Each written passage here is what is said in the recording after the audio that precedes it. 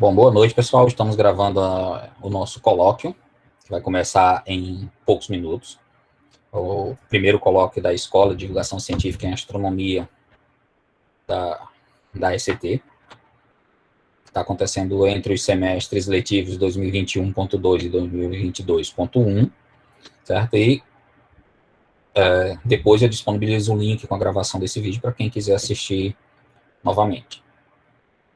Certo? Bom. Esqueci de me apresentar. Boa noite, sou o professor Francisco Edson, sou físico, doutorado na área de mestrado e doutorado na área de cosmologia e professor de matemática na Escola de Ciências e Tecnologia da UFRN. Certo? O curso, esse evento de extensão é aberto, então sei que tem pessoas aqui de várias universidades, diversos cursos de graduação diferentes, certo? Então, bem-vindo a todos, vamos aprender um pouquinho sobre astronomia, certo?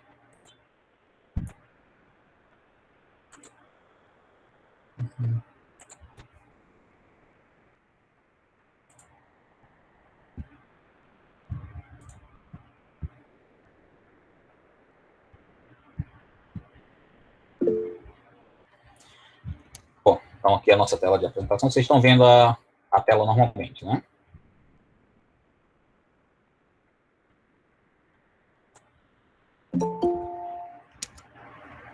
Opa.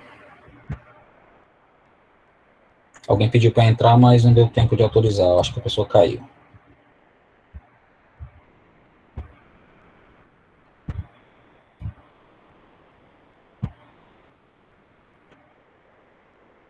Certo.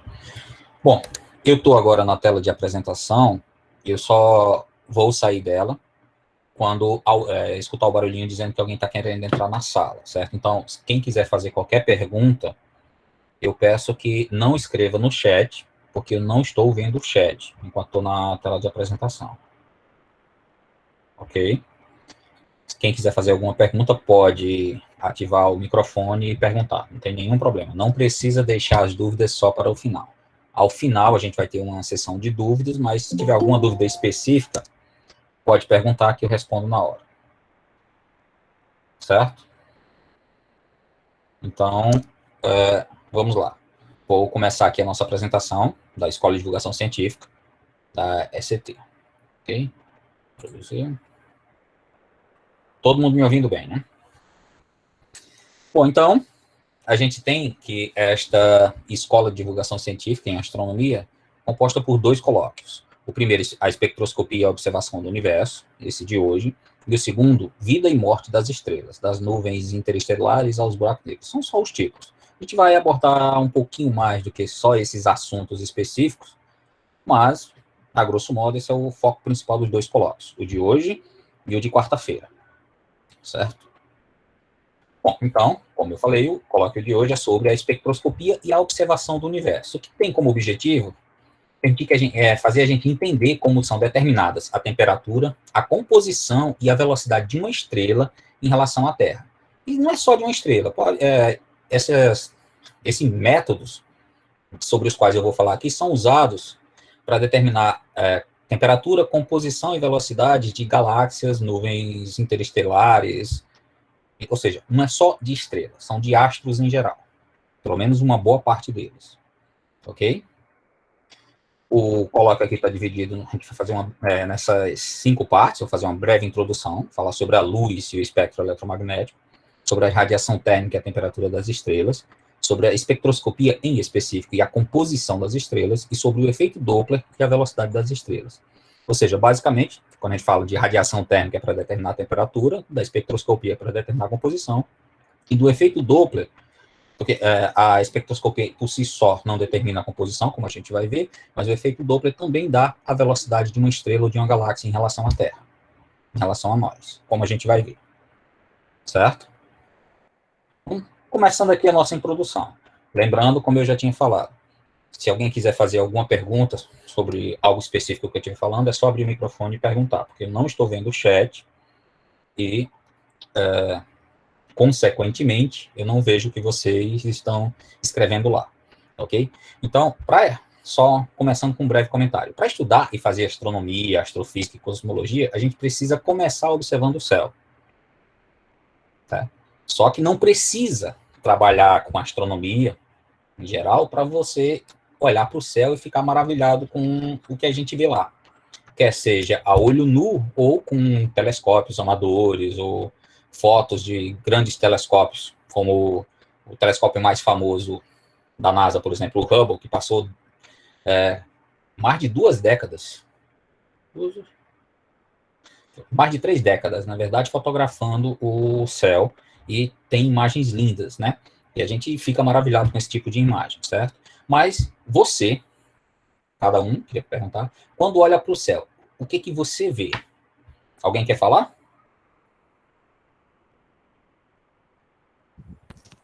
É, durante o dia ou durante a noite? Bem observado. Durante o dia a gente acaba vendo isso aqui, né? É, Algo parecido com isso aqui. O sol e nuvens, dependendo do caso. Pode ter mais nuvens se for num dia nublado. Pode ter nuvem o suficiente para você não enxergar o sol. Ou pode ser um dia límpido. Durante o dia, o sol ele brilha tanto, que não, porque está muito perto da gente, que não dá para a gente ver nenhum outro astro no céu. Mesmo sabendo que tem diversas estrelas nesse fundo por trás do sol. Mas o brilho do sol é muito grande, comparado a essas estrelas que estão muito mais longe, e a gente só enxerga ele. Aqui uma foto do de vez sol em um pouquinho mais de perto. ah, Bonitinha, né? Essa bolha gigante de plasma quente. Durante a noite, a gente costuma observar, esquece a árvore, a gente costuma observar a lua e as estrelas. Onde, na verdade, alguns desses pontos aí não são nem estrelas, são galáxias. E dependendo da cidade onde você estiver, você mal vai observar a estrela. Observaria o sol aqui, só observaria a lua, desculpa, numa noite de lua cheia, como essa mostrada na foto. Certo? Aqui uma foto representativa das fases da lua, todo mundo desde o ensino fundamental, anos iniciais, que estuda sobre as fases da lua, né? Uma imagens em alta resolução aqui. Certo? Aqui tem outros planetas, a maioria deles a gente só observa em certas ocasiões. E a gente tem planetas que dá para ver se você souber a posição. Marte, Mercúrio, Vênus e Júpiter. E Saturno a gente consegue ver a olho nu tranquilamente. Netuno e Urano depende um pouco. Só que essa foto aqui, ela é uma foto...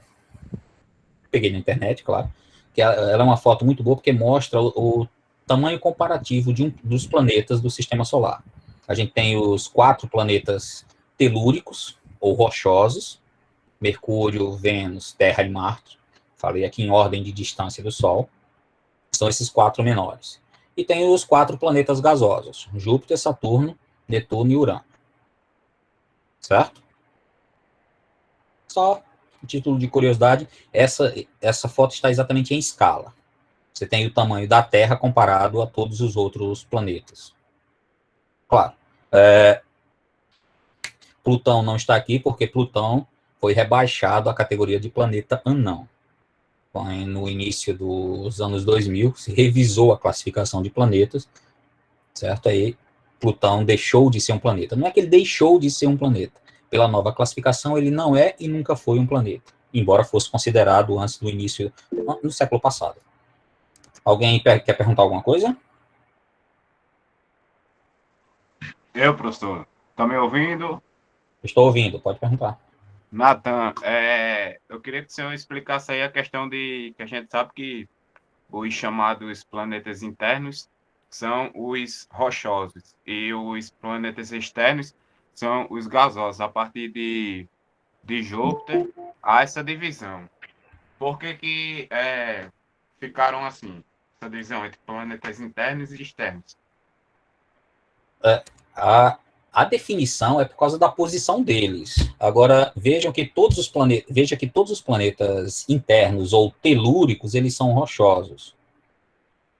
Durante a formação, que isso eu vou falar um pouquinho melhor na quarta-feira, mas durante a formação do sistema solar, na época em que o Sol estava ainda nos seus estágios mais iniciais, nuvens de gás acabaram sendo expulsas do sistema ou e em outras situações, a gravidade gerou um certo colapso. Então, qualquer planeta gasoso que tivesse mais ou menos da órbita de Marte para cá, ou que estivesse querendo se formar, ou foi expulso em uma dessas mini explosões solares, ou pode, se estava ainda mais perto, pode ter sido engolido pela gravidade do Sol. Certo? Mas seriam protoplanetas, ainda na sua fase de formação. Mas a gente fala um pouquinho mais disso na quarta-feira, tudo bem? Que a gente vai falar exatamente da formação de uma estrela a partir da nuvem de gás primordial. Show, beleza. Tudo bem, Natan? Porque hoje, apesar de estar mostrando essas imagens iniciais, eu estou mais focado em como determinar a temperatura, composição e velocidade dos astros, como de uma estrela ou de uma galáxia. Então, aqui essa é uma introdução, bem superficial. Ok. Valeu, professor. Bom, é possível a gente ver, dependendo da época do ano, ou dos anos em si, passam cometas próximo da Terra. Aqui tem a foto, acho que essa é do cometa Halley. Não é uma foto muito boa não, mas não está em alta resolução como as anteriores, mas é uma foto só para dizer que a gente consegue observar cometas. Certo? A olho nu. Tem asteroides que de vez em quando entram na atmosfera da Terra e formam as famosas estrelas cadentes, que não antigamente se achava que eram estrelas, mas a gente sabe que não são estrelas, são só asteroides entrando na atmosfera terrestre, certo? E aqui tem mais uma foto do Sol, do céu, desculpa, em que mostra essa região, essa diagonal, é a região de estrelas da Via Láctea. A nossa galáxia tem esse nome de Via Láctea, que parece uma estrada de leite no céu. Foi um nome originário lá da Grécia Antiga. Achava-se que era uma estrada de leite no céu, e o nome acabou ficando. É a região do disco da Via Láctea. Certo? Claro que eu não... a gente pegar outras fotos e... como é que se diz? Fugiu a palavra. Mas a gente não tem estrelas da Via Láctea só na região do disco, a gente tem outras estrelas, mas um pouco afastado disso, mas a grande maioria das estrelas da Via Láctea estão na região do disco principal, certo? Bom, a gente fala de galáxias depois. Aqui é uma foto de uma outra galáxia, dá para tem uma foto principal aqui no centro, mas tem outras galáxias que estão aparecendo. Então, dá para observar, via telescópios, diversas outras galáxias. E muitas dessas galáxias, que já eram conhecidas séculos atrás, porque acabam parecendo estrelas, certo? Então, aqui eu só estava colocando até agora fotos do que a gente pode observar no céu, quer seja olho nu ou com telescópios, certo? E aqui é só uma ilustração do nosso grupo local de galáxias. Vejam que aqui em vermelho, quase no centro, a gente tem a Via Láctea e uma outra galáxia brilhante, um ponto um pouquinho à esquerda, um pouco abaixo da Via Láctea, tem Andrômeda. São as duas maiores galáxias desse grupo local. E tem algumas dezenas de galáxias menores. Certo? É só para ilustrar. Vejam que a maior parte do que tem no universo, vou mencionar isso diversas outras vezes, é espaço vazio. Mesmo se a gente pensar nas estrelas dentro da Via Láctea, aqui está parecendo que ela é um contínuo, mas não. O que mais tem na nossa galáxia, em qualquer galáxia que a gente observa, é espaço vazio, distância entre as estrelas, certo? Então, essa foto aqui ilustra um pouquinho disso, mas a gente vai voltar. Mas, como eu falei, o ponto principal dessa apresentação, desse colóquio de hoje, é a gente entender como determina temperatura, composição e velocidade. Então, a introdução é só para dar um gostinho do universo. Todo mundo me acompanhando? Sim, professor. Eu pergunto assim às vezes, porque vai que a minha conexão cai, e como eu não estou vendo a janela do Meet, posso ficar de fora. Então, por favor, alguém responda quando eu perguntar se tem alguém me acompanhando, tá? Isso aqui é uma foto famosa de fundo. Oi? Isso aqui, obrigado. Essa aqui mostra o universo com aproximadamente 300 mil anos de idade. Certo? Essa é a distribuição da radiação cósmica de fundo. Assunto para um outro colóquio. E aqui tem uma foto, como é que se diz isso? Uma simulação do universo observado. onde cada ponto aqui seria um aglomerado de galáxias. Certo? Nessa estimativa, a Terra, ou a Via Láctea, estaria no centro, porque a gente observa o universo à nossa volta. É a luz que consegue chegar até nós desde a criação dessa luz. Então, o raio desse universo observável é de aproximadamente 13,7 bilhões de anos-luz, levando em consideração que um segundo-luz equivale a 300 mil quilômetros, e um ano-luz é 10 bilhões de quilômetros, aproximadamente, né? Só para vocês terem uma ideia. Isso aqui são 13 bilhões de anos-luz de raio. Certo? 13,7. Bom, mas todas essas imagens que a gente estava observando aí, todos esses objetos, a gente observa com o que chega deles até a Terra. Vocês sabem o que chega desses astros, quer sejam estrelas, galáxias, aglomerados, superaglomerados até a Terra? O que chega dos astros em geral até a Terra? Alguém tem ideia? A luz, professor. Por isso que eles sempre são vistos no passado. Principalmente a luz, mas chegam outras coisinhas. Ondas eletromagnéticas, que quando a gente fala de luz, a gente está falando de ondas eletromagnéticas em geral, não é só a luz visível, certo? Então quando a gente fala de ondas eletromagnéticas, tem a luz visível, infravermelho, ultravioleta, ondas de rádio, raio-x, raios gamas, certo? Então, toda radiação eletromagnética. Chega também partículas carregadas, principalmente do Sol, que está perto da gente, e acabam chegando essas partículas carregadas. Certo? Além disso, tem uma outra coisa que a gente sabia que chegava, mas que só recentemente a gente conseguiu detectar, que são as chamadas ondas gravitacionais. Certo? Então, dos astros, a gente tem certeza que a gente recebe ondas eletromagnéticas, partículas carregadas e ondas gravitacionais. A gente recebe também muitos neutrinos, só que a gente praticamente não detecta, só detecta mesmo os neutrinos do Sol. Mas, enquanto a gente detecta um neutrino a cada 10 a 2 trilhões de neutrinos que saem do Sol. Então, não é tão simples, porque o neutrino praticamente não interagem com a matéria. Mas, vamos lá, o principal que chega desses astros até nós são isso. Ondas eletromagnéticas, partículas carregadas, como elétrons, alguns átomos, alguns núcleos atômicos, e ondas gravitacionais. Só que o que a gente usa basicamente para construir e ter informação sobre esses astros são as ondas eletromagnéticas, ou a luz. Mais de 98% das observações astronômicas são feitas analisando a luz e as outras ondas eletromagnéticas. Estou separando aqui, mas normalmente quando a gente fala de luz, aí inclui todo o espectro eletromagnético. Eu vou falar direitinho o que é esse espectro eletromagnético ainda daqui a alguns minutinhos, tudo bem?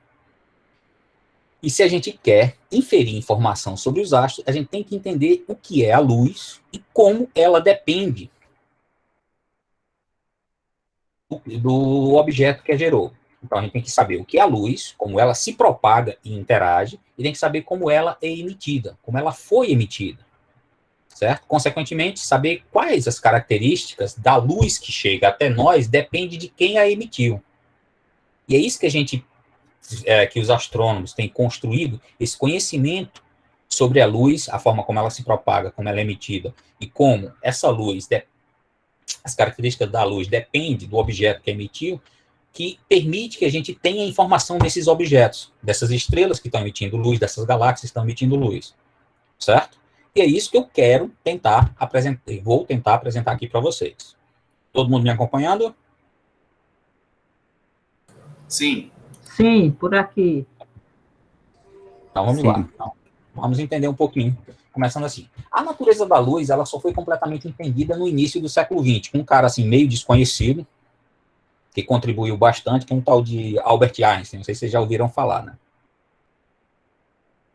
É só o físico mais conhecido do mundo, certo? E um dos dois maiores de todos os tempos, na minha opinião, certo? São os dois maiores, na minha opinião e na opinião da maioria dos físicos, foram Isaac Newton e Albert Einstein, certo? Contribuíram enormemente. Claro que, como o próprio Newton dizia, ele enxergou mais longe porque ele se apoiou no ombro de gigantes. Então, a física não é uma construção de fulano ou beltrano, é uma construção que vem ao longo dos séculos. E, consequentemente, a astronomia também. De séculos e milênios, né? Mas, com o que já se sabia da luz no início do século XIX, já dá para se conhecer e intuir, saber bastante coisa sobre as estrelas. Só que o colóquio de hoje pega o apanhado não só do século XIX, pega tudo que a gente viu até esse início do século XXI. Certo? Então, vamos lá. Entendendo a luz. A luz é formada por partículas chamadas fótons, que não têm massa, se propagam com essa velocidade limite da natureza, que é aproximadamente 300 mil km por segundo, se propagam na forma de onda, interagem como se fosse uma partícula. Certo? Então, isso aqui resume um pouquinho da luz. Ela é uma quantidade que se propaga como se fosse uma onda e interage como se fosse uma partícula. Vamos explicar. Mas, para poder explicar melhor, alguém lembra o que é onda? Vamos relembrar? Ondas são propagações de energia no meio sem o transporte de matéria. Certo? Por uma definição. São originadas por movimentos oscilatórios e vão se propagar de maneira contínua. Como aqui o exemplo de uma onda numa corda. Você faz um movimento oscilatório aqui nesse ponto O, de cima para cima e para baixo, você acaba gerando um pulso de onda numa corda. A corda não vai se deslocar para a direita. Cada ponto da corda sobe e desce à medida que esse pulso passa, mas depois ele volta para a posição normal. Todo mundo tem essa noção de já brincou com uma corda em algum momento da vida, já viu ondas num lago, já está escutando a minha voz, mesmo que seja pelo computador, né, que é um tipo de onda, certo? Então tem uma noção prévia do que é uma onda, certo? A gente pode classificar as ondas quanto à sua natureza em dois tipos principais, em dois tipos, na verdade. As ondas mecânicas, que são aquelas que resultam de deformações provocadas em meios materiais elásticos e que transportam energia mecânica. Exemplos dessas ondas, temos as ondas numa corda, onda no lago, o próprio som, certo? E essas ondas precisam da vibração das moléculas do meio para se propagar. Consequentemente, elas não se propagam no vácuo, porque no vácuo eu não tenho matéria, pelo menos não em quantidade suficiente para que uma onda mecânica se propague. A densidade de matéria no vácuo é muito, muito pequena. Depende só dos átomos e elétrons que estão espalhados, certo? Todo mundo me acompanhando até aqui? Sim. Tudo certo. Professor, Sim. uma pergunta. Essas ondas mecânicas são ondas transversais, certo? Não necessariamente. Elas podem ser... não precisam ser só transversais. Um terremoto, por exemplo, ele tem onda transversal e onda longitudinal. E ele é uma onda mecânica. A própria onda da mola é uma onda longitudinal também. Em molas você pode ter... São ondas longitudinais e o som. Aqui tem um exemplo, deixa eu ver se vai funcionar. Aqui, a propagação, isso aqui, desse pistão, é o som. É a forma como o som se propaga. Certo? Você está excitando as moléculas e essa excitação é transportada longitudinalmente. Ok?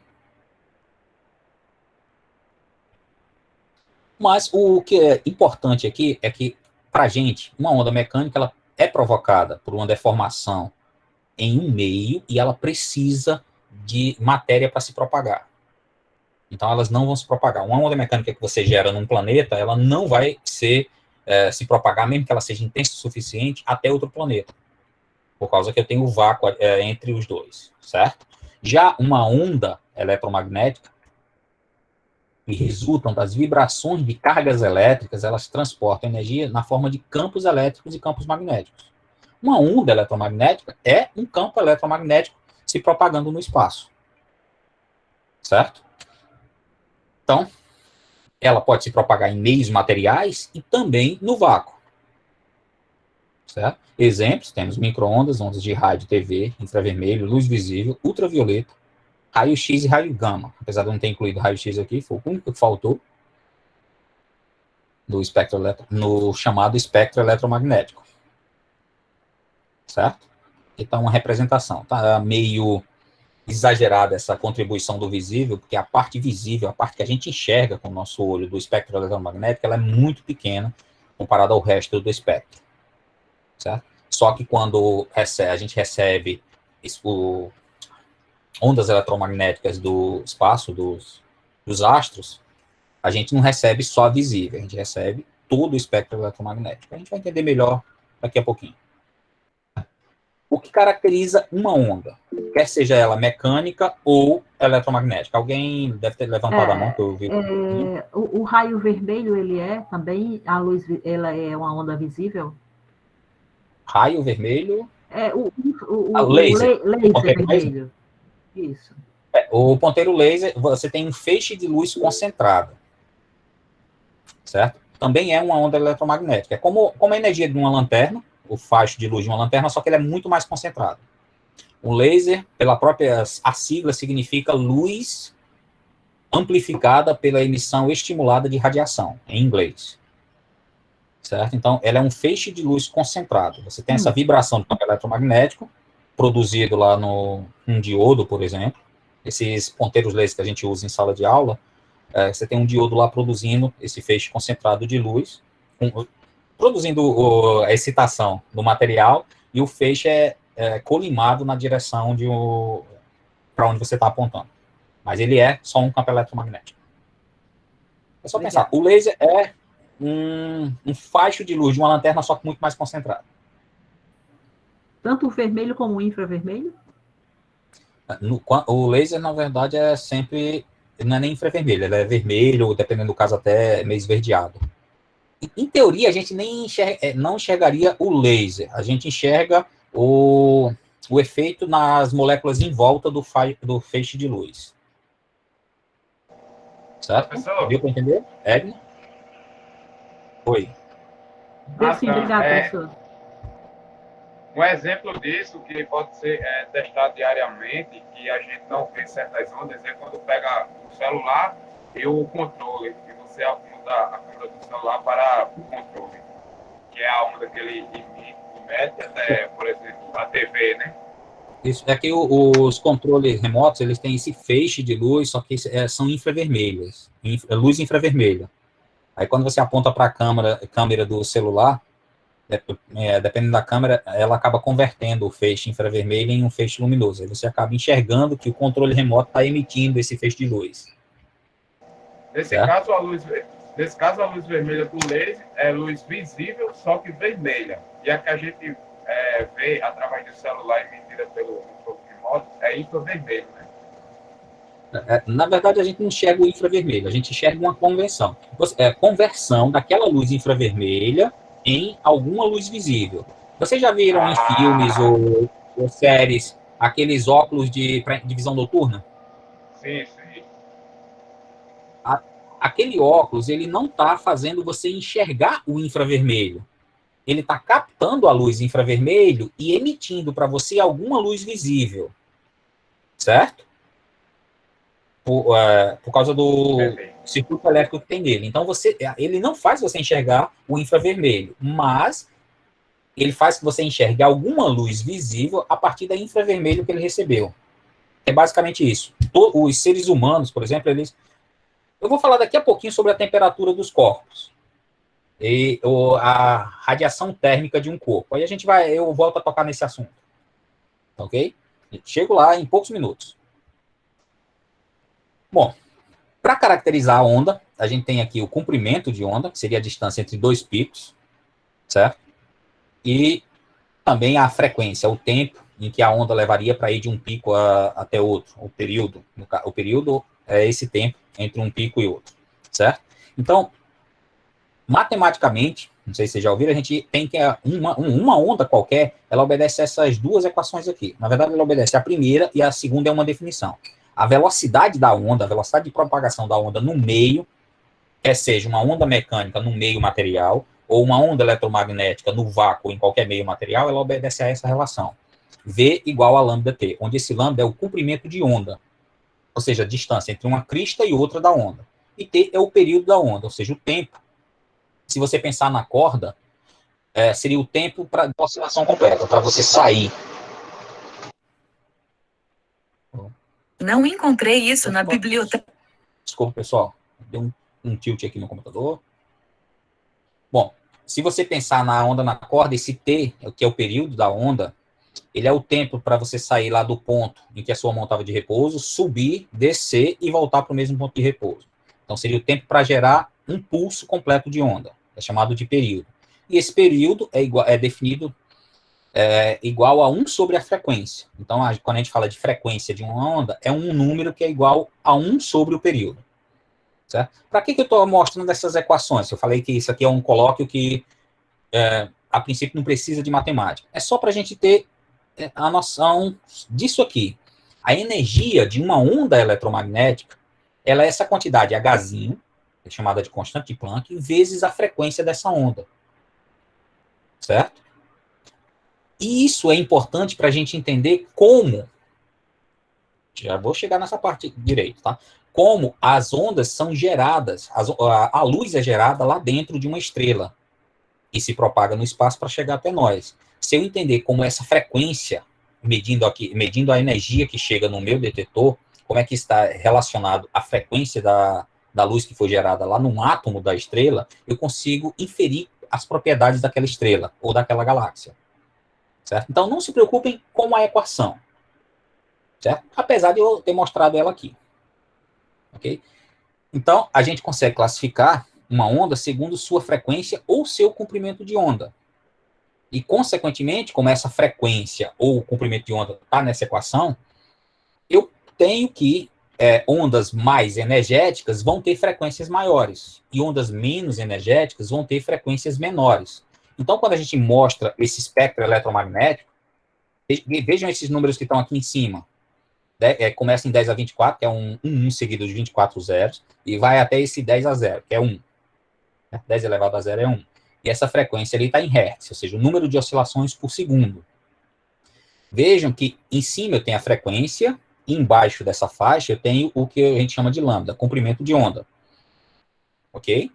Vejam que aqui o comprimento de onda começa em 10 a menos 16 vai até 10 a 8, nessa nossa escala aqui, certo? Em 10 a 8 metros. As ondas mais energéticas são as que estão mais à esquerda, são chamados raios gamas. Eles têm uma frequência maior, ou, consequentemente, um comprimento de onda menor. Certo? Isso aqui é para a gente ter uma noção da energia dessas ondas. Então, eu tenho raios gamas, raio X, ultravioleta, aí o espectro visível é marcado como esse pequeno arco-íris. Seriam as 7 cores do arco-íris marcadas aqui, infravermelho, micro-ondas, ondas de rádio e TV, aí está ali marcada a faixa do AM e FM, e as ondas longas de rádio, certo? Essas ondas longas de rádio, tudo que está à esquerda do espectro visível, infravermelho, micro-ondas, rádio, são as chamadas radiações não ionizantes. Elas não têm energia suficiente para arrancar um elétron de um átomo. Certo? O que isso significa? Quer dizer que elas não conseguem destruir uma ligação entre um elétron e um átomo. Consequentemente, elas não conseguem destruir moléculas. Então, quando alguém falar para vocês que a radiação de micro-ondas causa câncer, a pessoa não sabe o que está falando. Certo? O micro-ondas específico, ele em si não é prejudicial à saúde, mas não vai colocar o braço dentro do micro-ondas e aquecer. Ele não causa câncer, mas a radiação de micro-ondas, ela tem a energia ressonante da água, ela faz a água ferver. E como no nosso corpo tem muita água, quase 70% do corpo é feito de água, então, se você for exposto a micro-ondas, o seu corpo vai ferver. Mas, se você for exposto a um pouco de radiação de micro-ondas, passar mal, e depois sair de onde tinha essa exposição, você vai voltar ao normal e ele não vai causar câncer nenhuma doença específica, certo? Já a radiação ultravioleta, raio-x e raios gama, se você é exposto a isso, há uma chance muito grande de que cause câncer. Por quê? Porque a energia é maior. Um fóton de radiação ultravioleta, de raio-x ou raio gama, ele consegue arrancar elétrons dos átomos e, consequentemente, conseguem destruir a ligação entre as moléculas do corpo, das células, e, por isso, podem vir a causar câncer. Então, é por isso que as sociedades de medicina recomendam que você tente não fazer muitos exames de raio-x, por ano, por exemplo. Porque quanto mais exames de raio-x você faz na vida, maior a probabilidade de você desenvolver um câncer. Por quê? Porque tanto raio-x quanto raio gama e ultravioleta são radiações ionizantes que podem causar câncer. Tudo bem? Com essa noção aqui, nesse espectro eletromagnético, a gente tem essa noção de quando alguém falar pra gente uma besteira dessa, como micro-ondas causa câncer, a gente sabe, não, você não sabe o que está falando. Ok? Mesmo a radiação visível, ela não é capaz de causar câncer. Já ultravioleta e raio-x e raios gama, sim. Mas me desvia um pouquinho. Eu estava falando de estrelas, né? Mas o espectro eletromagnético é importante para a gente entender as estrelas. Ok? Por quê? As estrelas vão emitir luz, ou seja, radiação eletromagnética em todo o espectro. Ou seja, elas emitem todo o espectro eletromagnético. Uma estrela, como o Sol, vamos pensar no Sol, está produzindo energia em todo o espectro eletromagnético. A gente enxerga ele no amarelo. Isso tem a ver com o pico de radiação dele. Mas ele emite outros, certo? Então, tem alguns fatores importantes em relação a essa luz emitida pelas estrelas que a gente precisa saber. As estrelas, elas não emitem igualmente em todo o espectro, ou seja, ela não emite a mesma quantidade de raio-x, raio gama, luz visível e infravermelho, por exemplo. Elas têm sempre um pico de radiação. E para a maioria das estrelas, dos corpos celestes, esse pico está em alguma frequência do visível.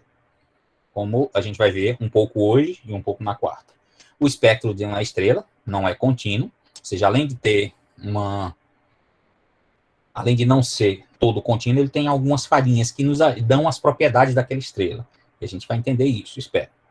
E, além disso, a atmosfera da Terra vai filtrar parte dessa radiação. Porque o Sol está emitindo, mesmo que não seja uma grande quantidade, mas está emitindo raios gamas, raio-x e ultravioleta. E a nossa atmosfera pega a maior parte dessa radiação nociva. Certo? Por isso que a vida se desenvolveu aqui na Terra e tudo mais, porque essa radiação que é nociva para a vida é filtrada pela nossa atmosfera. Infelizmente, nós, humanos, estamos destruindo uma parte dessa proteção. A camada de ozônio, por exemplo, impede que a radiação ultravioleta chegue à superfície da Terra. A maior parte da radiação ultravioleta chega à superfície da Terra. E como ela tem sido destruída nos últimos 200 anos, tem chegado cada vez mais radiação ultravioleta na superfície da Terra. Certo? Mas esse é só um detalhe importante, mas que não cabe muito aqui. Certo? A combinação desses três fatores, do modo como a estrela, o espectro da estrela e essas falhas nesse espectro da estrela, assim como a parte que é filtrada pela atmosfera, nos permite ter informação sobre as estrelas. Vamos começar a entender isso. Primeira coisa, a gente quer entender como determinar a temperatura de uma estrela. Certo? Então, uma estrela é um corpo em equilíbrio térmico. Claro, não é um equilíbrio perfeito, mas é um corpo com equilíbrio aproximadamente perfeito, certo? E todo corpo em equilíbrio térmico, ele absorve radiação do meio e também emite radiação para o meio. Radiação em uma certa temperatura. Uma estrela, ela não está absorvendo radiação do meio, mas ela está produzindo essa radiação lá no seu núcleo. E essa radiação produzida no núcleo, ao atravessar diversas camadas da estrela, vai entrar em equilíbrio e a temperatura na superfície de uma estrela, como o Sol, ou de qualquer outra estrela, ela é aproximadamente constante em toda a superfície. Tem pequenas variações de um ponto ao outro, mas a variação é mínima. Certo? Então, essa radiação emitida por um corpo em equilíbrio térmico, como uma estrela, é chamada de radiação térmica. E ela tem esta forma aqui. Espectro de radiação. Essa aqui está o comprimento de onda está em micrômetro. Micro é 10 a menos 6 metros. Micro é 10 a menos 6, então micrômetro é 10 a menos 6 metros. E aqui eu tenho a intensidade de radiação. Vejam que um corpo com a temperatura de 2000 kelvins teria uma posição em que o pico está um pouco antes do 2 micrômetros, certo? O pico de radiação. Já onde 1750 kelvins, esse pico estaria um pouco depois de 2 micrômetros, no comprimento de onda. O ponto onde ocorre o máximo é a cor ou o comprimento de onda em que a estrela ou a galáxia ou o objeto está emitindo.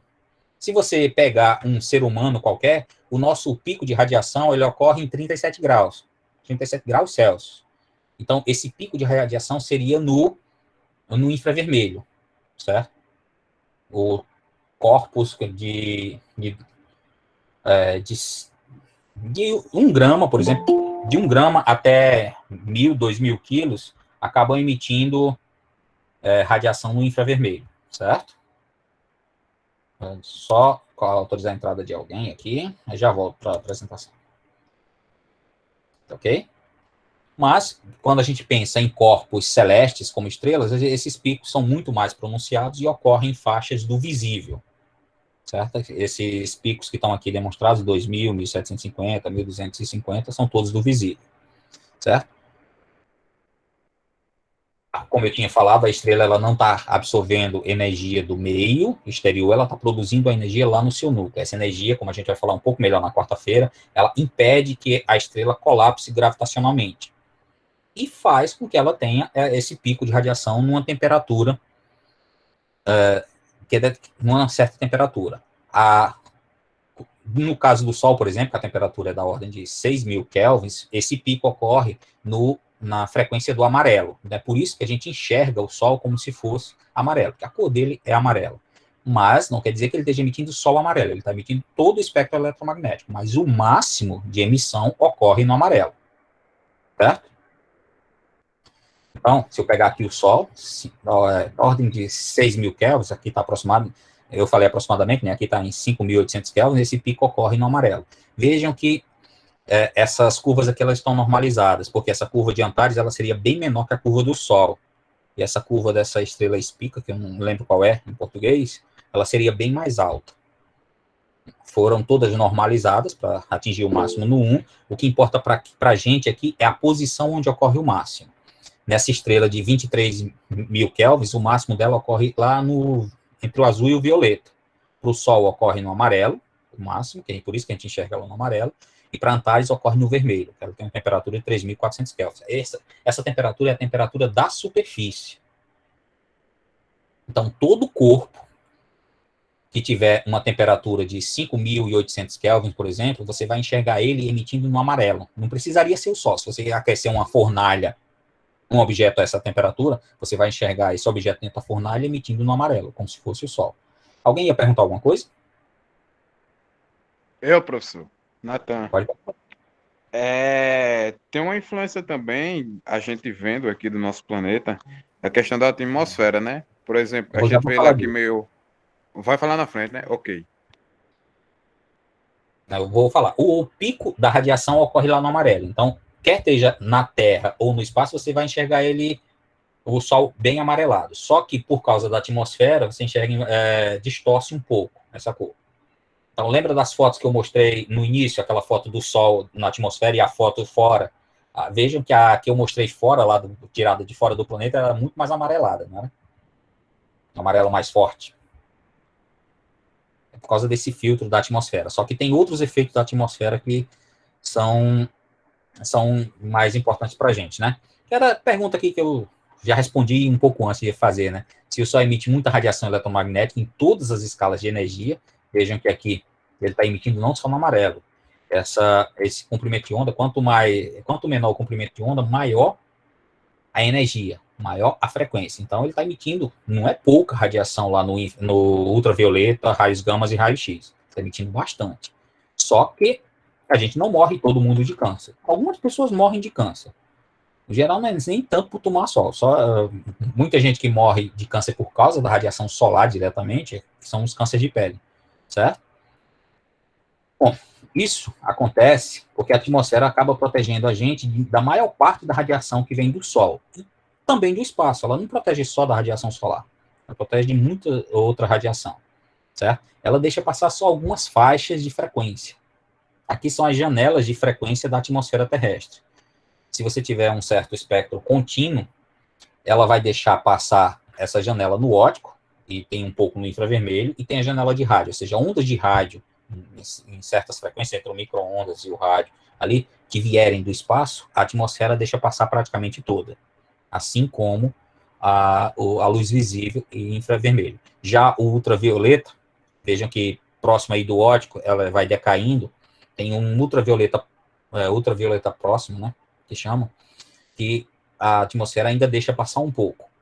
Mas ultravioleta, raio-x e raios gama, se você quer observar uma estrela, a radiação X, o raio-x, o raio gama que vem de uma estrela ou de uma galáxia, você tem que colocar um balão muito alto na atmosfera ou um satélite, porque nossa atmosfera vai filtrar quase toda a radiação gama e raio-x que vier do espaço.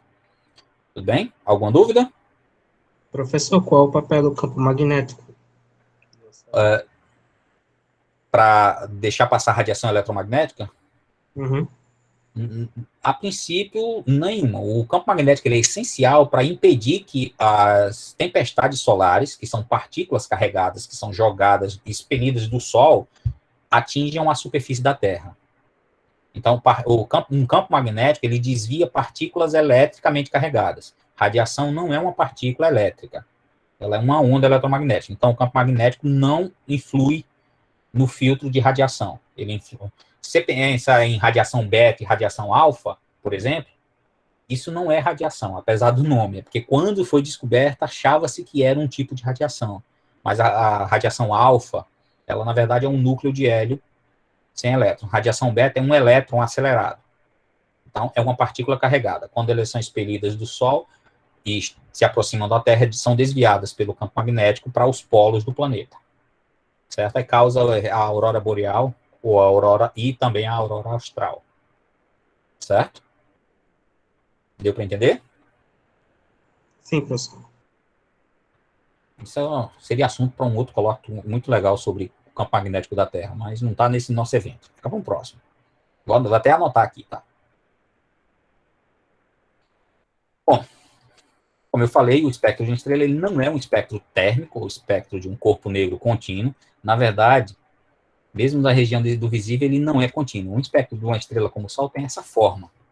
Ó, se você pegar lá no alto da atmosfera, praticamente fora da atmosfera, o espectro seria essa curva em amarelo. Aqui na Terra, chegaria essa curva em laranja avermelhado. Tem essas falhas. E o que são essas falhas? Bom, são essas falhas que nos permitem descobrir a composição do Sol. E quando observa essas falhas em outras estrelas, a gente permite descobrir a composição dessas estrelas ou de galáxias, certo? Então, até agora, o que a gente viu? A posição onde ocorre o máximo de radiação nos dá a temperatura de uma estrela, ou temperatura de uma galáxia. Então, se você mediu a radiação que veio de uma estrela ou de uma galáxia, no ponto onde ocorre o máximo, te dá a temperatura dela. Então, é simples. É a chamada lei de Wien. O espectro de corpo térmico, o ponto onde ocorre o máximo, determina a temperatura, por uma equaçãozinha bem simples.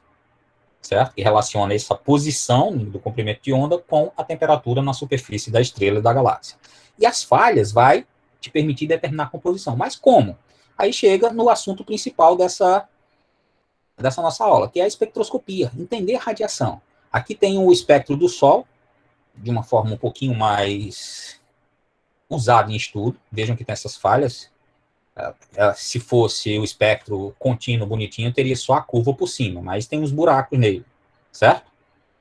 O que são esses buracos? Como é que eles são produzidos? É isso que a gente quer entender, para entender como isso vai estar relacionado à composição, ou seja, a constituição lá do Sol. Certo?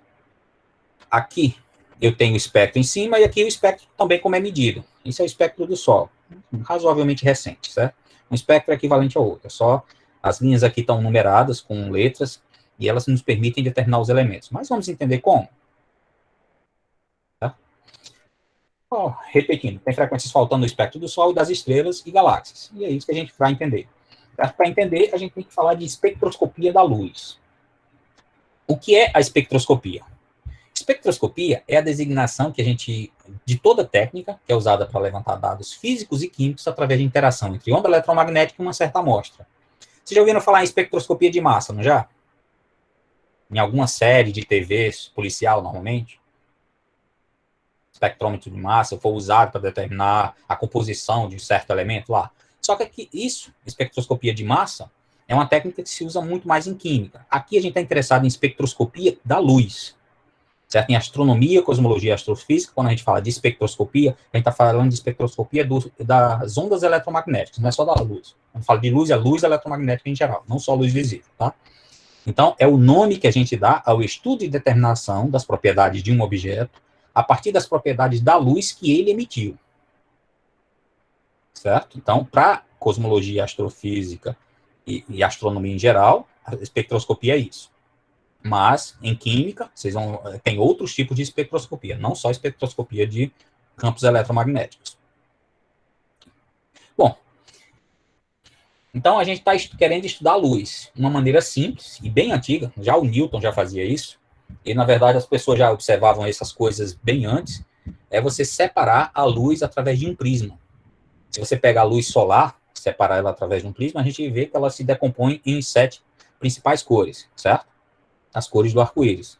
Ou seja, embora o Newton tenha feito isso com prisma, a gente brincando com a mangueira no jardim, dependendo da posição, se você ficar com o sol atrás de você, você pode ver no facho de água da mangueira, por exemplo, um arco-íris, certo? É a decomposição da luz pelas gotículas de água lá da mangueira, no espaço. Em dias de chuva, que o sol aparece logo depois da chuva, dependendo da posição do sol, você também consegue observar os arco-íris, né? Isso é separação da luz por prismas, no caso, não é um prisma de vidro, seria as próprias gotículas de água, certo? Só que esses prismas nos permitem ver outras propriedades da luz, não só ver que a luz branca do sol pode se decompor em outras, mas ver algumas frequências que estão faltando, certo? Como?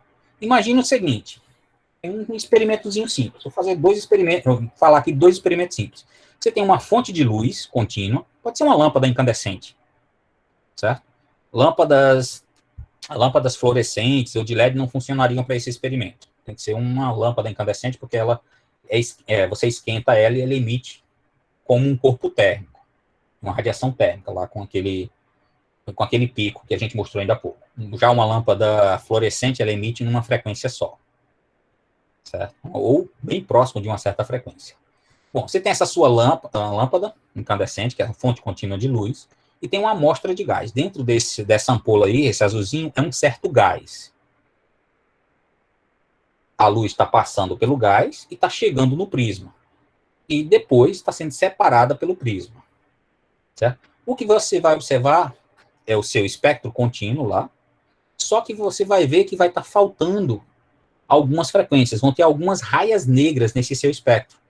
Então, a luz saiu da fonte, era um certo espectro contínuo, tinha um máximo uma certa temperatura, não importa qual era, mas tinha um espectro contínuo. Passou pela amostra, agitou os átomos lá, e depois de sair da amostra, passou pelo prisma e foi separada. E a gente viu que estava faltando essas raias pretas. Esse espectro aqui, com essas raias negras que estão faltando, é chamado de espectro de absorção, certo? E quando você vê lá no seu detetor, está faltando essas raias negras. Okay? O material está absorvendo algumas frequências de luz, está fazendo com que elas sumam da luz que passa, que sai da amostra até o prisma. Por isso que a gente chama esse espectro de absorção, porque aquela amostra de material absorveu algumas frequências. Tudo bem? Agora vamos pensar num experimento levemente diferente, parecido, mas com alguma diferença. Certo? Aqui a gente tem a nossa amostra de gás, pode ser o mesmo gás, certo? E a gente esquenta a amostra de gás. Você não coloca a lâmpada antes da amostra. Você esquenta a amostra ou dá energia para ela. Pode ser com corrente elétrica, por exemplo. Ela vai estar emitindo luz. Essa luz vai até parecer que é uma luz branca, mas quando você faz ela passar no prisma, na verdade só vão aparecer algumas raias. Não vai aparecer mais aquele espectro contínuo. Só aparece algumas raias lá no seu detetor. Algumas frequências. Cada corzinha que aparece lá não é uma frequência? Não corresponde a uma certa frequência? Então só vai aparecer algumas frequências. Então, no seu detetor, aparece um espectro de emissão, porque tem apenas algumas frequências. Se você pegar aqui o primeiro experimento, ele está gerando um espectro de absorção. Tem um contínuo faltando algumas frequências. Se você pegar esse segundo experimento, tem um vazio inteiro, só que tem algumas frequências que estão aparecendo. Se for o mesmo gás na sua amostra, nos 2 experimentos, o espectro de emissão, que é o do segundo experimento, somado ao espectro de absorção, dá o espectro contínuo. Cada raia que sumiu no espectro de absorção tem um seu correspondente lá no espectro de emissão. Certo? E mais ainda, o que é mais legal, não é só que esses espectros eles se complementam, não. O mais legal é que cada gás, cada material e combinação de material que você colocar na sua amostra vai ter um espectro completamente diferente do outro. Pensa, por exemplo, eu tinha um certo material com espectro de emissão desconhecida, essa primeira faixa aí, o unknown. É um material desconhecido. Aí eu tinha algumas amostras de materiais que eu tinha os espectros conhecidos. Berílio, cobre, manganês, estrôncio e titânio. Comparando o meu material desconhecido com essas 5 amostras. Qual que é o meu material desconhecido, pessoal?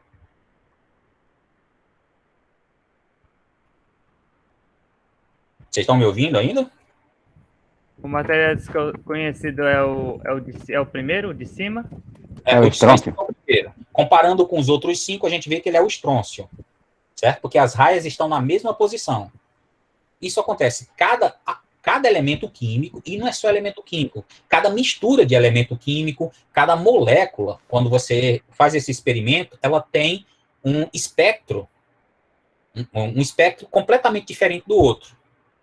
Às vezes vão ter algumas raias que estão muito próximas, como aqui você tem o berílio e o estrôncio, tem a raia lá no azulzinho, no azul escuro, que elas estão próximas, mas não são iguais, a frequência é levemente diferente, certo? Então, mesmo que esteja um pouco próximo, o espectro de um certo material, ele é uma impressão digital do material. Uma certa substância vai ter um espectro. Uma outra substância tem um outro espectro. Nunca vai bater o espectro de uma substância com o de outro. Então, se eu conseguir medir os espectros de absorção, todas as raias lá que tem no Sol, naquele espectro do Sol, se eu verificar quais são as frequências, eu consigo dizer quais são todos os elementos que estão lá no Sol. Correto? Só medindo o espectro, só vendo onde é que está faltando raia lá no espectro do Sol. Que é exatamente isso que a gente fez. Certo? Mas vamos entender o que está acontecendo primeiro? Todo mundo lembra que a matéria é formada de átomos? Vocês viram isso lá no ensino médio? Certo? Isso. Os átomos são formados por partículas subatômicas, chamadas de elétrons, prótons e nêutrons. Vocês lembram disso também? Com certeza. Se não lembrava, está lembrando agora. Faz tanto tempo que a gente não ouvia falar disso, mas estamos lá. Prótons e nêutrons. Sendo que a massa atômica, acho que quase 100% é composta de prótons e nêutrons. Elétrons praticamente não possuem massa. Exato. A massa de um elétron é 1836 vezes menor que a massa de um próton. Então, você precisaria de 1836 elétrons para ter a massa de um próton. Né? E como o número de elétrons nos átomos costuma ser da ordem de menor que 100, então não tem chance do elétron contribuir significantemente para a massa. Mas vamos lá. Prótons e nêutrons ficam no núcleo atômico e os elétrons na eletrosfera. Seria mais ou menos aqui esse modelo. Isso aqui é um modelo de elétron, não é exatamente assim. Um modelo de átomo, não é exatamente assim. A gente tem o núcleo atômico com prótons e nêutrons lá no centro, e os elétrons em volta na chamada eletrosfera, certo? Alguém vai me dizer, não, professor, já ouvi falar de quarks e leptons e sei que os prótons e nêutrons eles são formados por quarks, embora o elétron não seja seja o próprio elétron. Isso e tem esse modelo aqui, modelo fundamental da física de partículas. Trata a matéria em termos de quarks, leptons, bósons de interação, mas eu falei que esse colóquio não ia ser complicado, então vou ignorar esse modelo, vamos ficar só nos átomos. É suficiente para explicar a espectroscopia, a estrutura atômica do átomo. Então, vocês vão esquecer que viram essa tabelinha aqui, tudo bem? E o que eu mostrei de novo, hein? Bom, então tem o átomo. Os elétrons estão em volta do núcleo, na chamada eletrosfera. Ela tem uma estrutura muito bem definida, com níveis e subníveis de energia. Certo? Vocês estudaram lá em Química, no ensino médio, vão ver de novo. Quem for para CIT, para as engenharias, vai ver de novo em Química Geral. Por exemplo, tem os níveis atômicos e os subníveis aqui. E cada nível e subnível tem uma energia específica, uma chamada energia de ligação com o núcleo. Um elétron que está lá naquele nível ou naquele subnível, ele precisa de uma certa energia para escapar do átomo. E mais ainda, ele precisa de uma certa energia se ele quiser passar de um nível para outro que esteja vazio. Então, eu tenho que se um elétron que está em um certo nível, vejam essa figura da esquerda, um elétron que está em certo nível, ele absorver energia, ele pode pular para um nível mais externo que esteja vazio, certo? Nesse chamado salto quântico. Se ele está recebendo energia e pulando, então essa energia foi absorvida pelo átomo. Seria isso que acabaria causando aquele espectro de absorção, certo? Ao pular de volta, veja a figura agora da direita, Ao pular de volta do nível para o qual ele tinha ido para um nível mais interno, ele libera uma certa energia. E essa energia que é liberada é a diferença entre a quantidade de energia, a energia de ligação lá no nível onde ele estava, para o nível onde ele foi. Cada átomo, esses níveis de energias vão depender do número atômico, ou seja, da quantidade de prótons que eu tenho lá no núcleo, do número de elétrons que eu tenho e de qual nível eu estou. Então, cada átomo tem, entre o nível K, vejam aqui, entre o K e o L do átomo de hidrogênio, se um elétron pulou do nível K para o nível L nele, a energia é diferente, a energia absorvida quando ele pula do K para o L, ou a energia emitida quando ele pula do L para o K no hidrogênio é diferente da do hélio. Por quê? Porque essa energia depende do núcleo, da quantidade de prótons no núcleo. E o núcleo de hidrogênio só tem um próton. O de hélio tem 2. Consequentemente, a diferença de energia entre o K e o L no hidrogênio é diferente da diferença de energia entre o K e o L no hélio. Certo? Por isso que essa energia emitida quando ele pula um nível mais externo para um mais interno vai ser diferente de um átomo X para um átomo Y. E é isso que dá as raias lá do espectro de emissão. Cada raia corresponde a um salto de um elétron que ele fez para um nível no espectro de emissão, para um nível mais interno. Se ele saltar desse nível 5 lá, vejam a figura, a parte de cima, que tem o azul, para o nível 2, do nível 5 para o 2, ele está emitindo uma certa frequência. O azul tem uma energia maior, o azul escuro tem uma energia maior que o azul claro, que tem uma energia maior que o vermelho. Então, cada raia lá é produzida por algum salto de um nível para algum outro, mais interno. E essas diferenças de energia vai depender do tipo de átomo que está lá na minha estrela ou na minha galáxia. Estão me acompanhando? Está muito complicado? Estou usando química demais ou está tranquilo? Tá de boa. É de boa. Deu para entender mais ou menos? Então, vamos tentar continuar. Então, a diferença de energia vai depender da energia entre cada par de níveis do subnível, que depende do número atômico. O espectro do hidrogênio ele é um dos mais estudados, um dos primeiros a ser estudados, naqueles experimentos lá de absorção e de emissão. Certo? Eu tenho aqui os saltos correspondentes às energias do hidrogênio. Vejam que essa série de Balmer é a série que tem os saltos no visível. A série de Lyman seria os saltos no ultravioleta, Paschen no infravermelho, Brackett found em ondas de rádio. Certo? Espectro visível, só essa parte da série de Balmer. Todas correspondentes a saltos, lá no nível, entre os níveis de energia do hidrogênio. Certo? Essas raias de emissão ou absorção do hidrogênio, elas são muito conhecidas desde o século XVII. Começaram a ser conhecidas lá no século XVII. Não foi 17 ou 18? Não, 17. Certo? E de lá para cá a gente já estudou um pouquinho. Certo? Então, a gente tem que esse espectro eletromagnético, espectro de absorção ou de emissão de um elemento ou molécula, ele é a sua impressão digital. Cada elemento vai ter o seu espectro correspondente. Aqui está mostrando as raias do visível, do hélio, do hidrogênio, lítio e oxigênio. Vejam que elas têm frequências diferentes.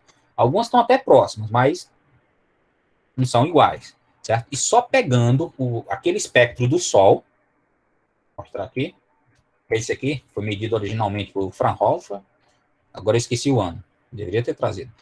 Esse aqui está o espectro original medido por ele, este de cima, e essa adaptação do espectro, já com as linhas marcadas aqui de baixo. Então, vendo a intensidade dessas linhas de absorção do espectro do Sol, onde elas acontecem, e a posição delas comparando com o espectro de elementos conhecidos, como esses aqui, hidrogênio, lítio, oxigênio, na época não se comparava com o hélio, porque o hélio não tinha sido observado ainda na Terra. Certo? Mas comparando com os elementos conhecidos, essas mais de 570 linhas aqui só no visível, deu-se para determinar os elementos que tinha no Sol, certo? Especificamente, descobriu-se a composição do Sol, os elementos como hidrogênio, oxigênio, nitrogênio e outros, e percebeu-se que tinha um elemento que aparecia, tinha umas raias que deveria ser de um certo elemento que apareciam lá, com energias muito bem determinadas. Só que esse elemento nunca tinha sido observado na Terra. Então, o Fraunhofer, os colaboradores dele, os estudantes dele, previram a existência de no Sol de um elemento químico que não tinha na Terra e batizaram esse elemento químico de hélio, que significa Sol. Eu não lembro se é em grego ou... Acho que é em grego. É em grego, sim, porque ele é uma homenagem a um deus chamado Hélio, que ele é um filho de um casal de titãs. Valeu a colaboração. Bom, de qualquer jeito, hélio significa Sol, em grego, obrigado aí pela ajuda, e foi dado porque era um elemento que achou que só existia no Sol. Só que depois se observou que esse elemento também existia na Terra. Então, foi uma previsão da espectroscopia e um grande acerto dela. Previu um novo elemento. E com isso, vendo a posição de cada uma daquelas raias lá do espectro de Fraunhofer e a intensidade dela, deu para ver não só os elementos que tinha no Sol, que estão aqui listados, mas também pela intensidade delas, dá para uma continha que não é tão simples, mas dá para fazer, tá? Dá para ver a abundância desses elementos. No Sol a gente tem, por exemplo, 71% de hidrogênio, 27,1% de hélio. Veja que somando os dois dá 98,1%, né? Aproximadamente. Menos de 2% são os outros elementos. Mas todos esses outros elementos têm raias muito bem determinadas lá no espectro. Certo? Então, essa técnica de medir o espectro do Sol e comparar com os elementos da Terra permitiu que a gente soubesse a composição do Sol. Isso pode ser usado para saber a composição de qualquer estrela. A gente só precisa medir o espectro e comparar as raias do espectro lá da estrela com as raias dos elementos que a gente conhece aqui da Terra. E a gente acaba vendo que em todas as estrelas a gente tem uma composição parecida. Estrelas no geral. A composição parecida, assim, mais de 90% de hidrogênio e hélio e menos de 10% de outros elementos. Para estrelas novas, como a gente vai falar no próximo colóquio, na quarta-feira, por exemplo, estrelas novas, estrelas muito mais pesadas, essa composição é parecida, mas para as estrelas mais antigas, aí a quantidade de hélio vai aumentando. Mas a gente vai entender isso quando a gente estudar na quarta-feira, ou vir na quarta-feira, a produção de energia pelas estrelas. Tudo bem? Professor? Oi. Isso funciona também no sistema binário de estrelas? Eletroscopia? Se você consegue separar o sistema binário, perceber que ele é um sistema binário, aí você vai estudar o espectro de cada estrela em separado. Mas tem sistemas binários que, antes de perceber que era um sistema, você captava ele como se fosse um objeto. Não conseguia nem separar. Aí você, pelas raias dele, você consegue ver a composição que tem na soma dos dois. Certo? Então, funciona até com a galáxia. Se você pega o espectro da galáxia como um todo, que são bilhões, na verdade, às vezes, centenas de bilhões de estrelas, você consegue a composição da galáxia como um todo. Ok? Então, não é uma coisa que a gente precise que seja uma estrela isolada, bonitinha. Não. Você pode fazer para uma estrela, para um sistema binário, trinário, ou para uma galáxia como um todo, para uma nuvem de gás, inclusive. Quem aqui ia perguntar? Eu, Natan. E na questão do descobrimento do exoplaneta, também? Não, para ver planetas extrasolares, aí é outra história. A gente vê o trânsito do planeta na frente, no geral. A boa parte são por causa do trânsito do planeta na frente de uma estrela. Você vê a diminuição no brilho da estrela enquanto o planeta está passando. Tem outras técnicas, mas assim, eu não vou tratar muito nesses nossos dois seminários. Não vou mencionar, vou só mencionar alguma coisa sobre exoplanetas. Certo? Aqui a gente está vendo composição de estrelas e de e de nuvens de gás, ou seja, que é alguma coisa que está produzindo calor. Um planeta ele acaba não produzindo calor. Ele pode absorver e reemitir o calor de uma estrela próxima, mas ele não produz um próprio calor. Certo? Bom, então, para determinar a composição do Sol, o que foi apresentado aqui é suficiente. Para composição e temperatura, foi o que a gente já viu. falta entender o que está faltando para que a gente consiga determinar a composição de outras estrelas, porque está faltando uma informaçãozinha. Não é suficiente essa análise do espectro, apesar do que eu fiz parecer, para determinar a composição de qualquer estrela. Por quê? O Sol está aproximadamente... A gente conhece a velocidade da Terra em relação ao Sol e, consequentemente, a velocidade do Sol em relação à Terra. Mas das outras estrelas, se você está observando a estrela, você não tem uma noção exata da velocidade dela. Então, a gente precisa de uma informação extra para determinar a composição e também, por conseguinte, conseguir determinar a velocidade das estrelas e galáxias em relação à Terra. Que informação é essa? Informação sobre o que a gente chama de efeito Doppler. Vocês já ouviram falar? Efeito Doppler?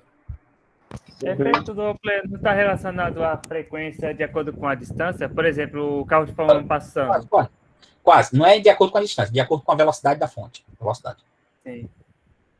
Mas é exatamente isso. O efeito Doppler é a mudança na frequência de uma onda por causa da velocidade entre o observador e a fonte. Isso aqui. Imagina o trem está se aproximando de você, ou desse sujeito, e depois ele está se afastando. O apito dele pode ser o mesmo, só que para essa pessoa que está aí parada na estação, ele vai parecer dois apitos diferentes. Vai aparecer um apito quando está vindo e outro quando está indo, certo? Por quê? Porque a velocidade da fonte da onda em relação ao observador, ela influencia na frequência da onda. Mas o que a gente está observando são ondas eletromagnéticas, que são ondas, correto? Não está observando luz e outras ondas eletromagnéticas? Aquelas frequências lá não são exatamente frequência de onda? Então, se a estrela ou galáxia estiver se aproximando da Terra, aquela frequência vai estar diferente da que teria se ela tivesse parado em relação à Terra. E vai estar diferente da que teria se ela tivesse em movimento. Concordam comigo? Certo? Pensa o seguinte. Pensa que isso aqui é uma fonte de luz e tem um observador aqui. A frequência com que ela está emitindo é maior do que a frequência que ele observa. Na verdade, ele observa aqui uma frequência menor, se ele estiver parado aqui com a fonte se afastando. Já que se ele estiver aqui e a fonte estiver se aproximando, a frequência da onda que está chegando na fonte vai parecer menor. Vai parecer uma frequência maior. Aqui parece uma frequência maior e aqui uma frequência menor, certo? Deu para entender? É só pegar esse efeito das frentes de onda. Elas demoram mais para chegar em alguém que está aqui do que em alguém que estava aqui na frente. Quando uma chega aqui, as outras logo chegam em seguida. Deu para visualizar? Adoro essa animaçãozinha, não fui eu que fiz, eu peguei de algum lugar, tem até que lembrar de onde para colocar a fonte da animação. Mas é só isso, é para ilustrar o efeito Doppler. Bom, então, esse efeito que muda a frequência das ondas, ele funciona para qualquer onda. Onda mecânica, como o caso do som, onda na superfície de um lago, no caso, também é uma onda mecânica, e também funciona para qualquer onda eletromagnética. A frequência observada, quando a fonte está se aproximando do observador, ela é maior do que a frequência emitida. E quando a fonte está se afastando, a frequência é menor. Como a energia depende da frequência, então, se a frequência está maior, vai parecer que a energia é maior. Se a frequência está menor, vai parecer que a energia é menor, certo? Tem uma equação aqui do efeito Doppler, mas eu vou ignorar ela, eu só quero saber, para a gente que basta é o efeito. Quando a fonte está se afastando do observador, a frequência diminui. Quando ela está se aproximando, a frequência aumenta, certo? Então, o que está acontecendo? Se eu pegar uma mesma estrela que está parada, um certo gás que está parado em relação ao observador, em relação à Terra, ele vai ter esse primeiro espectro de emissão. Está aqui marcado com 7 raias, com cores bem específicas. Se o gás estiver em movimento, o espectro vai estar deslocado, ou para a direita, ou para a esquerda. Esse aqui está deslocado para a direita. Se ele está deslocado para a direita, e a luz vermelha está à direita, significa que a energia dele está o quê? Qual é a onda mais energética? A azul ou a vermelha? A mais energética é o azul. A mais energética é o azul. Então, todas as raias aqui foram deslocadas um pouquinho para a direita. E o vermelho está à direita. Então, todas as raias estão indo para energias menores, ou seja, para frequências menores. Significa que esse gás está o quê? Se aproximando ou se afastando? Se afastando, muito bem. Porque quando a fonte está se afastando, a frequência diminui, consequentemente a energia diminui. Ou parece diminuir, certo? Então, o que acontece é isso. Se você pega um espectro, e todas as raias, normalmente a gente pega raias do hidrogênio, que são as mais conhecidas. Pega a raia chamada a raia alfa do hidrogênio e vê a posição dela. Se ela tiver mais para o vermelho, aquele objeto, tá? Do que um espectro do hidrogênio aqui, aquela estrela, aquela galáxia, ela está se afastando. Se ela tiver mais para o azul, ou seja, nesse caso aqui do exemplo, estivesse mais para a esquerda, significaria que aquela estrela ou aquela galáxia está se aproximando. Se a gente pega as galáxias do grupo local, por exemplo, todas as galáxias, exceto Andrômeda, estão se afastando da Via Láctea. E Andrômeda está se aproximando. Então, há um blue shift, que a gente chama de deslocamento para o azul, de todas as raias lá de Andrômeda. E há um red shift, ou deslocamento para o vermelho, de todas as raias dos elementos das outras galáxias. Certo? E como a distância, se você pegar uma certa raia, pensa nessa raia verde, compara de cima com a de baixo. A distância entre elas deu um certo comprimentozinho L. Agora pega a vermelha lá. A distância entre as duas vermelhas deu o mesmo comprimento L. Então, se você pega uma raia bem conhecida, como a do hidrogênio, a raia alfa do hidrogênio, e vê a distância entre ela e a do gás hidrogênio parado, você consegue, só por essa comparação entre a distância da raia alfa do hidrogênio na sua amostra e da do hidrogênio parado, você já consegue dar a velocidade da estrela ou a velocidade da galáxia em relação à nossa. Em relação à Terra ou à nossa galáxia. Só com essa continha, usando essa formulazinha básica aqui, que a gente aprende lá no ensino médio. Aí a gente calcula a velocidade a velocidade relativa entre a estrela ou a galáxia em relação à Terra. Essa é a conta mais fácil de fazer, em teoria. Se você tem a distância entre qual a raia que está do hidrogênio e a raia que você observou. Então, só usando esse conhecimento do efeito Doppler e a espectroscopia, a gente consegue determinar a composição e a velocidade de qualquer estrela em relação à Terra. Certo? Estão me acompanhando? Estou. Simples, né? Fácil. A gente não precisa fazer as contas, a gente precisa só entender como é que faz. Tá ok? O objetivo aqui do colóquio é que vocês entendam como é que faz. O que o astrônomo está observando. Se ele vai fazer conta, tudo bem, mas a conta é ele que faz. A conta é a gente que faz. Vocês não. Certo? Então, vocês entendem o que está. O efeito aqui é observar um espectro de emissão de um certo gás em movimento, comparar com ele parado.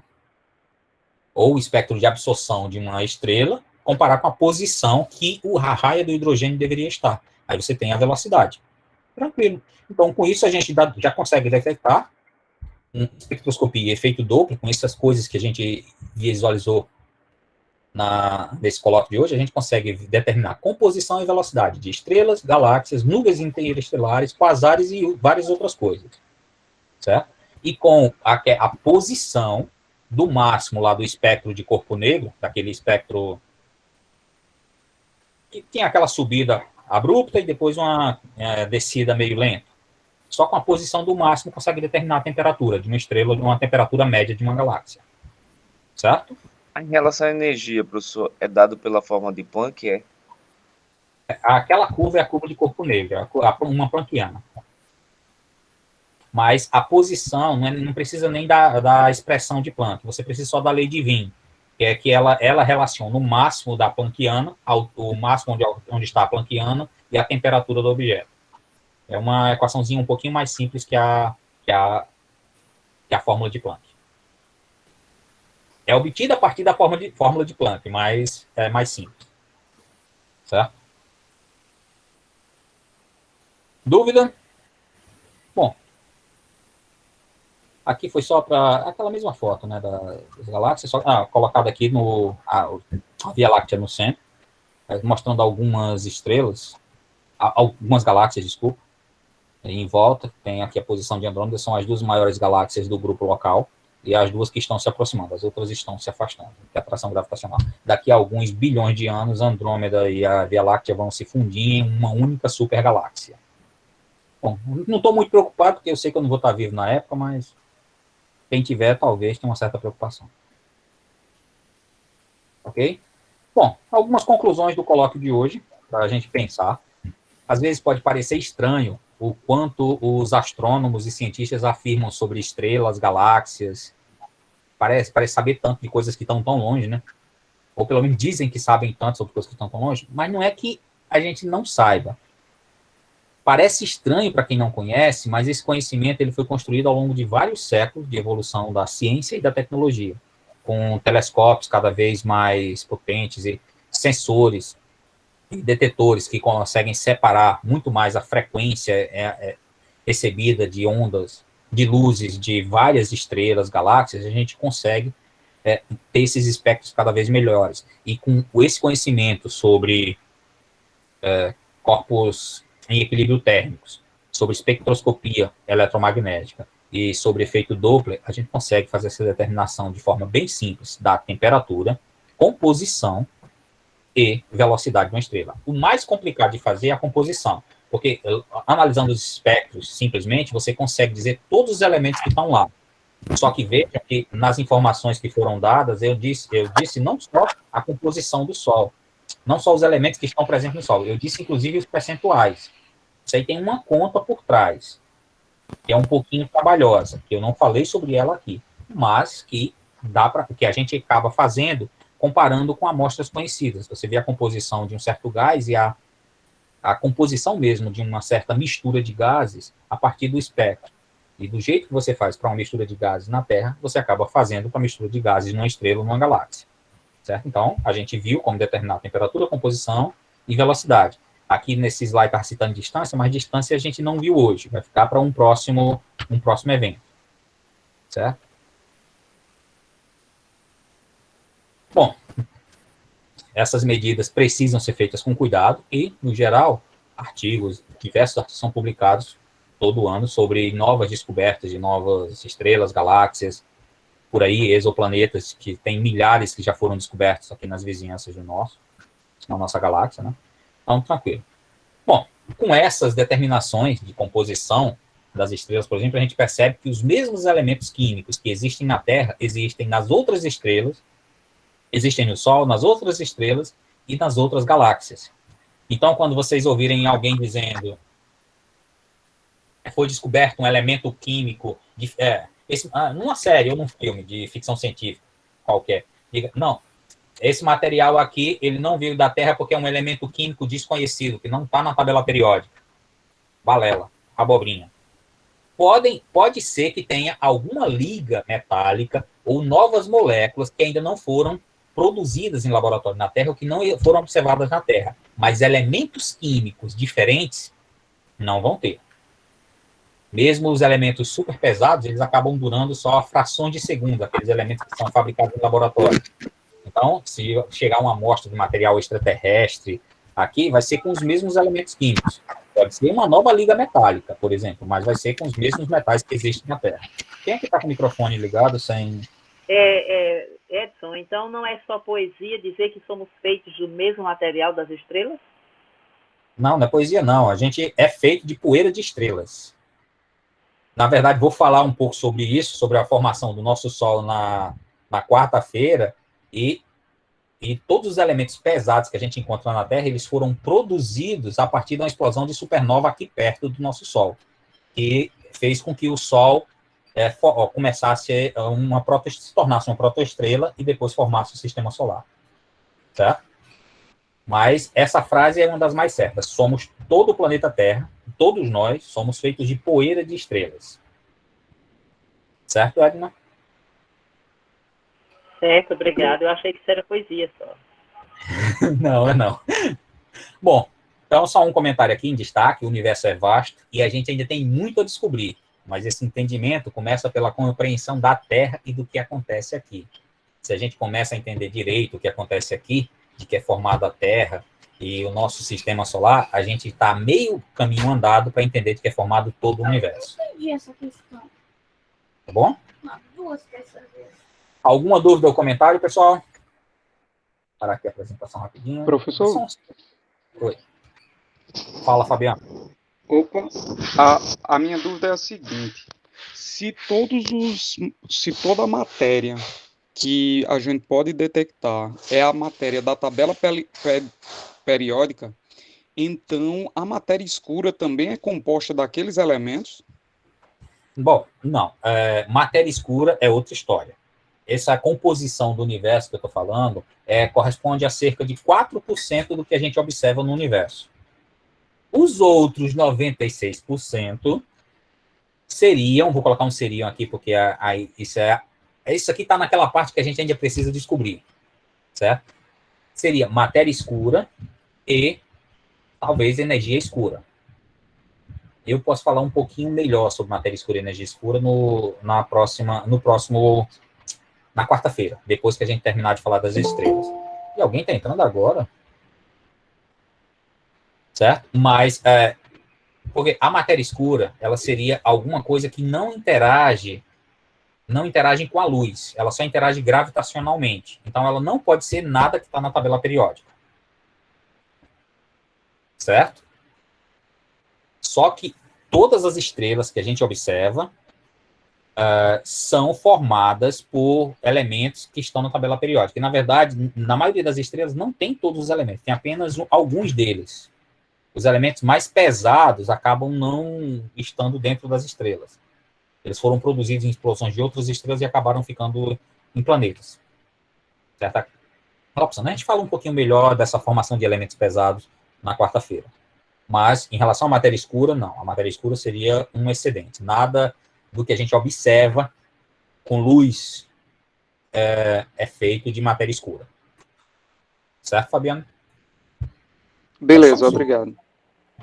Alguém perguntou de lista de presença, eu tinha esquecido de comentar, mas, por favor, coloquem o nome, vocês digitem aí o nome no chat, porque fica gravado esse chat, o nome, para que eu marque ele na lista de presença. Só escrevo o nome, de preferência o nome completo, principalmente se a pessoa tiver um nome muito comum, aí eu marco lá na lista de presença para hoje, para vocês terem o certificado, ok?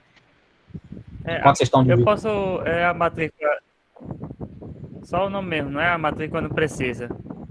Se você tiver um nome muito comum, aí talvez precise da matrícula. Se não, é suficiente. A maioria das pessoas não tem nome tão comum. Eu acho que não tem dois William Freitas lá na lista, então fica fácil.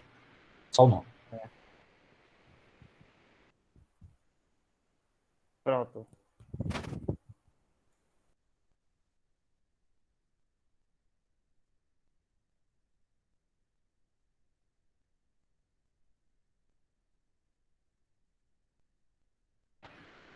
Bom, pessoal, voltei. Estava só tirando uma dúvida aqui do meu filhote, a lição de casa. Mas vamos lá. Mais alguma dúvida, algum comentário? Tudo certo. Como é que a gente acessa a aula gravada? Eu tenho que colocar esse link para vocês. Eu vou mandar para o e-mail de vocês, ou se for o caso, coloco lá...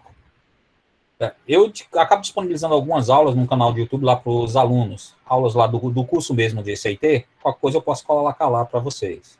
Ou colocar com o link para só acessar quem tiver o link também, não tem nenhum problema. Eu ainda vou decidir, mas eu tenho que primeiro pegar o arquivo salvo e colocar e salvar esse link. Tudo bem? Mas aí eu aviso onde e como vocês vão ter acesso para ver de novo até quarta-feira. E aí, mais alguma dúvida? Algum comentário? Alguma coisa que vocês queiram saber na quarta-feira? Na quarta-feira a gente vai falar sobre a formação do sistema solar e a vida de uma estrela. O que acontece na estrela, quanto tempo ela permanece produzindo energia, por exemplo, e o que acontece depois que ela para de produzir essa energia. Então, é o ciclo de vida de uma estrela, basicamente isso. A apresentação deve ser um pouquinho menor, então deve sobrar, inclusive, mais tempo para comentários e perguntas sobre outros assuntos que a gente não tiver oficialmente falando na escola. Mas se for astronomia e eu souber, se for física e eu souber, qualquer coisa, até ficção científica, a gente discute, não tem problema não. Ok? Eu adoro conversar de ciências e curiosidades. Mais algum comentário, pessoal? É só o depoimento mesmo. Essa apresentação foi muito boa. Bem proveitosa mesmo. Que bom que você gostou. Espero que a de quarta vocês gostem mais ainda. Perguntaram aqui sobre algum livro sobre o assunto. Na quarta, na apresentação de quarta, eu coloquei lá um link com um site que tem livros para quem gosta de astronomia, quer aprender um pouco, e também de revista de divulgação científica, ou seja, revista de astronomia e ciência em geral, que para quem não é da área, que não quer discutir, aprender um pouco com curiosidade, mas sem matemática. Então, na apresentação de quarta, eu coloquei esse link. Okay? Já está lá no arquivo, inclusive. Nós estamos perguntando aqui se pode manter vínculo para eu te apresentar para o nosso clube de astronomia. Pode, tranquilamente. Você pode me mandar e-mail combinando alguma coisa, se quiser fazer alguma apresentação. Pretendo fazer outros eventos como esse, então podem participar e, inclusive, dependendo do caso. Você é de onde, Natan?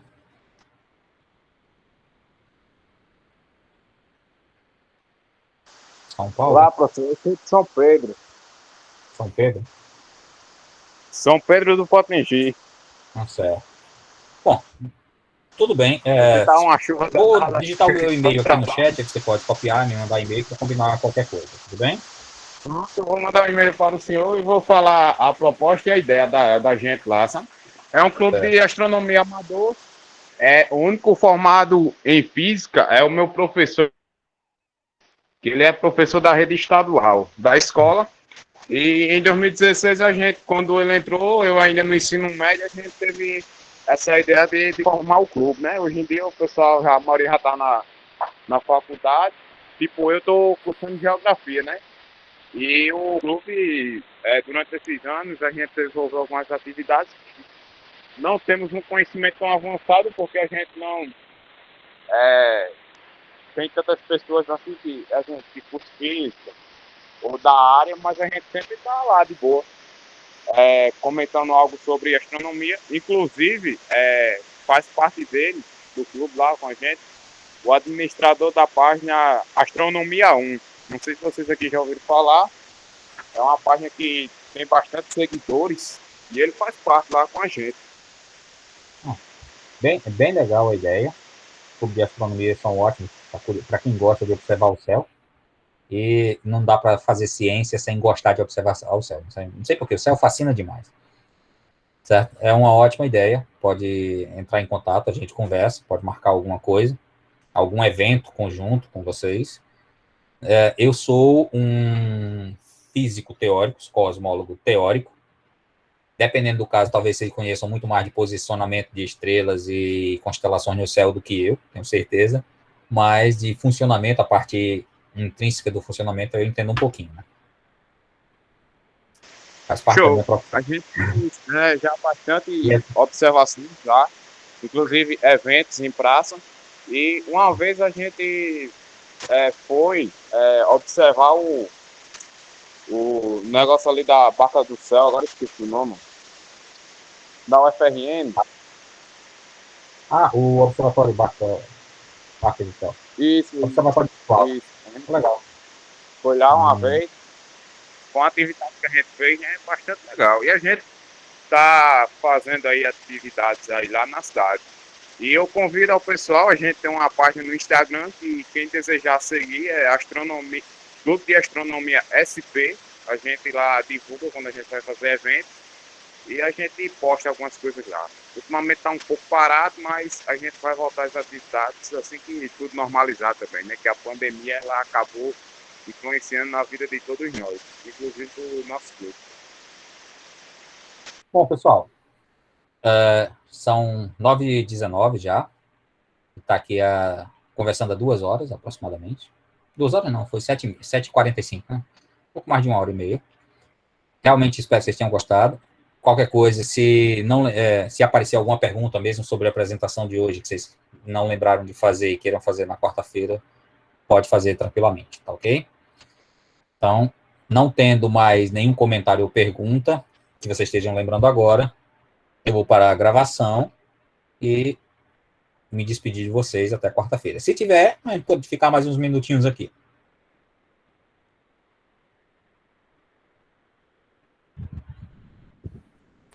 Beleza. Então, pessoal, estou parando a gravação.